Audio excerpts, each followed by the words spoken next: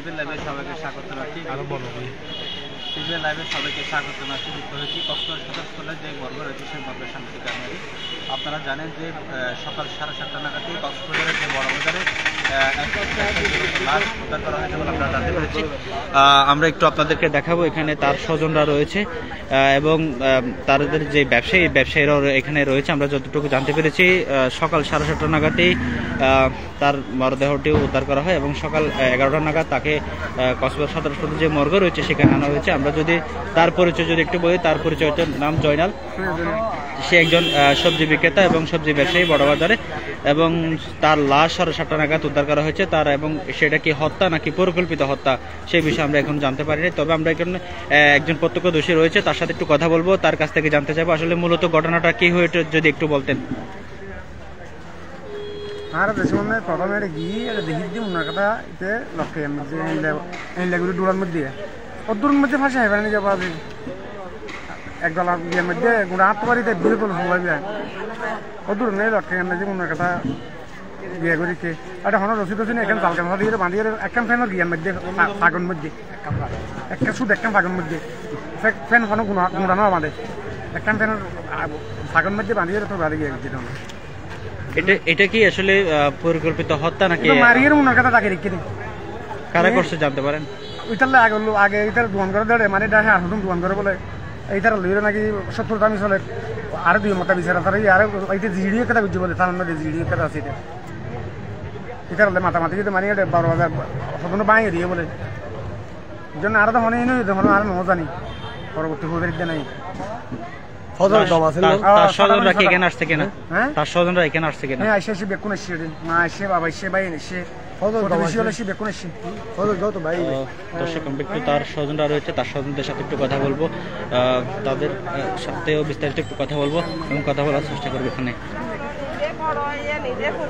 নিজে প্রতিষ্ঠান শিকার মতো নয় বিচার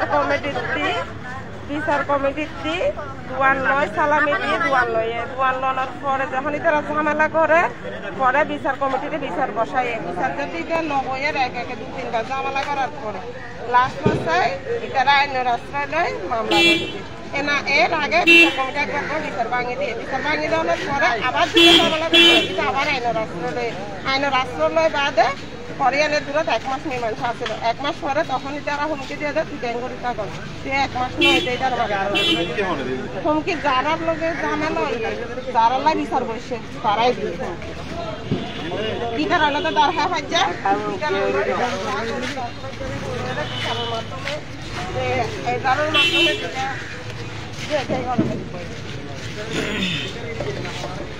কথা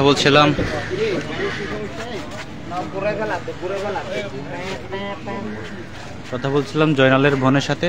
তিনি আসলে আমাদেরকে জানিয়েছেন যে আসলে তার সাথে পূর্ব শত্রুতা ছিল বলে আমরা জানতে পেরেছি। তার পার্শ্ববর্তী যে ব্যবসায়ী রয়েছে তার সাথে পূর্ব শত্রুতার জের ধরে মূলত এই হত্যা ঘটনা ঘটেছে বলে আমাদেরকে জানিয়েছেন তার বড় বোন। যদি তার নাম হচ্ছে জয়নাল, তার বাড়ি হচ্ছে খরুলিয়ার যে সদরের চরপাড়ার 8 নং ওয়ার্ডের বাসিন্দা বলে আমরা জানতে পেরেছি।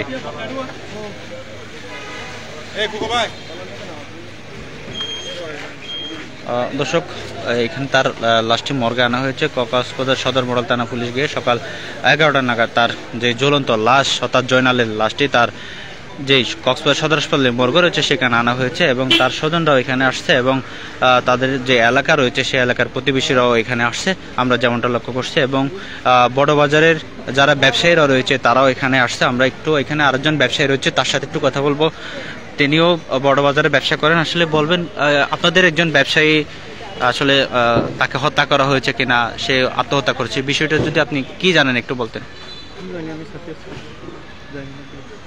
সে কি আপনার এলাকার কিনা? কেমন ছিল? কি কারণে মূলত ঘটনা হচ্ছে সেটা জানেন? দোকান দিচ্ছে তো পাশের দোকান একটা বাড়াবাড়ি দিয়েছে।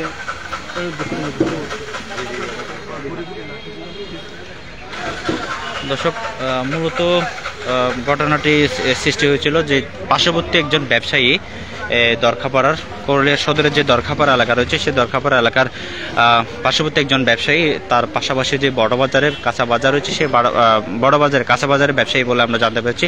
তার সাথে মূলত পূর্ব শত্রুতা হয়েছিল, তার আগেও দুইবার তাদের যে সালিশ হয়েছিল বলে আমরা জানতে পেরেছি। সেখানেও তাদের দুই পক্ষের মধ্যে একটু মনমানিকতা হয়েছিল এবং এক পর্যায়ে অপর পক্ষে যারা রয়েছে অর্থাৎ জয়নালের সাথে যাদের সাথে শত্রুতা ছিল তারা হুমকি দিয়েছিল জয়নালকে যে তুই এখানে কিভাবে ব্যবসা করস আমরা দেখে নেব, সেইভাবে একটা হুমকি দুমকি দিয়েছিল বলে আমাদেরকে জানিয়েছেন তার বড় বোন।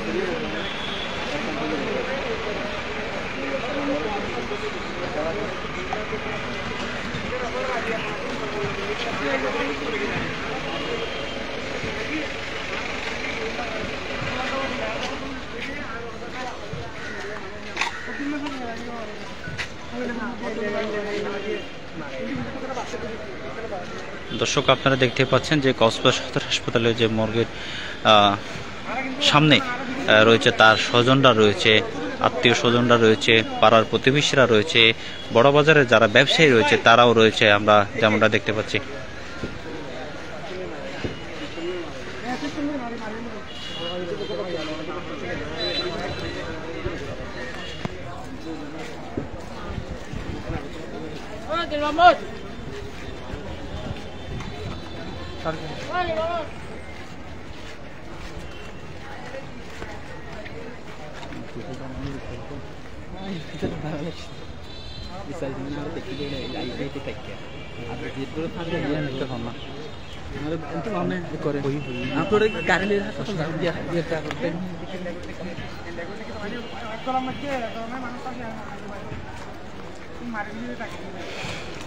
দর্শক আপনারা দেখতে পাচ্ছেন এখানে তার স্বজনরা রয়েছে এবং স্বজনদের যে আহাজারি সেটাও আমরা এখানে দেখতে পাচ্ছি। এবং যদি একটু বলি তার সাথে পরিকল্পিতভাবে মূলত ঘটনাটি ঘটেছে বলে তার পরিবারের যারা রয়েছে এবং প্রত্যক্ষদর্শী যারা রয়েছে তারা আমাদেরকে বলছেন এটা আসলে পূর্ব পরিকল্পিতভাবে মূলত করা হয়েছে বলে আমরা জানতে পেরেছি। তবে সেটি আত্মহত্যা নয়, পরিকল্পিত হত্যা বলে তার এখানে বোন রয়েছে, মা রয়েছে এবং বাবা রয়েছে, তার ভাইরা রয়েছে, তারা আমাদেরকে বিষয়টি নিশ্চিত করেছেন আমরা যেমনটা জানতে পেরেছি।